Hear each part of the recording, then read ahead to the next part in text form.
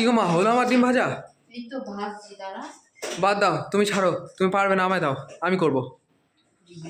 সাবাস সাবাস আরে করতে গিয়ে হাত হাত পুড়িয়ে দিতে পারে, দাও দাও, আমায় দাও। সাবাস মুন্না। রান্নাবাড়ি হয়ে গিয়েছিল, রান্নাঘর পরিষ্কার করে ফেলেছিলাম, বাসন কুসন মাজা হয়ে গেছে। বাবু স্কুল থেকে এক্সাম দিয়ে চলে এসেছে তাড়াতাড়ি, আমি জানি ও চলে আসবে, ওকে খেতে দিতে পারছে না, সবকিছু আগে কাজ সেরে এসেছি।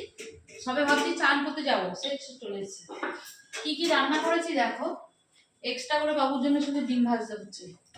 এখানে করেছি উচ্ছে ভাজা, আচ্ছা হচ্ছে পালং শাকের তরকারি। সকালবেলা সবাই খেয়ে গেছে পালং শাকের তরকারি উচ্ছে ভাজা দিয়ে, আর একটুখানি রয়েছে এখন ও আর আমি একটু একটু। আমি খাবো না। কেন?